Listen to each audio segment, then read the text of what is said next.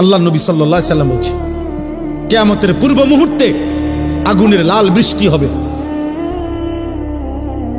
জালজালাতান ভূমিকম্প হবে, খাসফান ভূমি ধসিয়ে দেওয়া হবে, মাসখান চেহারা বিকৃত করা হবে, কাসফান পাথরের বৃষ্টি বর্ষণ হবে, ওয়া আয়াতিন তাতাবাউ কানিজামিন কুতিয়া সিলকুহু। নবীজি বলেন একটার পর একটা এভাবে আযাব আসবে যেন এই তসবির দানা এখান দিয়ে কাইটা দিলে 100 দানা পড়তে মাটিতে কয় ঘন্টা লাগবে?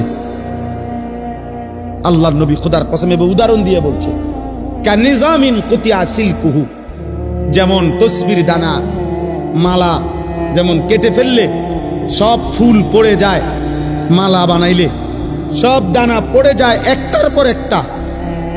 যদি 10 মিনিট বৃষ্টি হয় তাইলে বৃষ্টির ফোঁটা যে জমিনে পড়ে এক এক ফোঁটার মাঝখানে ব্যবধান কয় মিনিট? বুঝেন নাই কথা? বৃষ্টির ফোঁটা পড়ে যে এক ফোঁটা পড়ার কয় মিনিট পরে আরেক ফোঁটা পড়ে? অনবরত অনবরত অনবরত কিনা না ব্যবধান আছে? ব্যবধান। আল্লাহ নবী বলছে কাওয়ামামাকিল কাতর, তোমাদের উপরে মুসিবত আসবে বৃষ্টির পানির ফোঁটার মতো, তসবির দানা ছিঁড়ে ফেলার মতো, কাকিতাইল লাইলিল মুজলিম।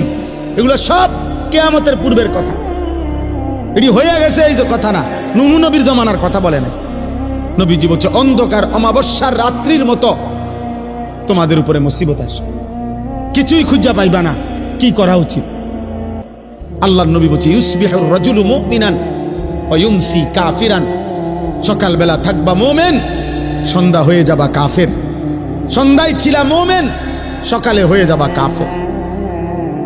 আল্লাহর নবী সাল্লাল্লাহু আলাইহি সাল্লাম এক সাহাবী হুযায়ফাকে বলছিলেন, হুযায়ফা, যদি কোনোদিন আল্লাহর পথে চলতে গিয়ে কাউকে খুঁজে না পাও তাহলে একা গাছের শিকড় গোড়ালি কামড়াইয়া ধরা একা হলেও দ্বীনের উপরে থাকি।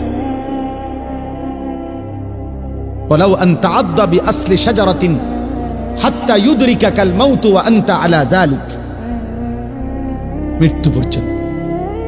আমি অনুরোধ করলাম, আমরা বলার চেষ্টা করছি, আমরা তোমাগরে বুঝাইবার চেষ্টা করছি। আপনারা যারা বাবা আছেন, অভিভাবক আছেন, আপনারা আপনাদের ছেলের প্রতি যত্নবান হন। কাঠ পালং আর সোফার ফার্নিচার, বিল্ডিং আর ইট, টাইলস আর বাথরুম নিয়া এত ব্যস্ত হইয়েন না। 1000 বছর যাবত, লাখো বছর মানুষ টাইলস ছাড়াও ঘুমাইছে বাপ, ইমান ছাড়া যেন না ঘুমায়। মাটির বিছানায় ঘুমাইলে কিছু হয় না রে বাপ, কিন্তু সেজদা ছাড়া ঘুমাইলে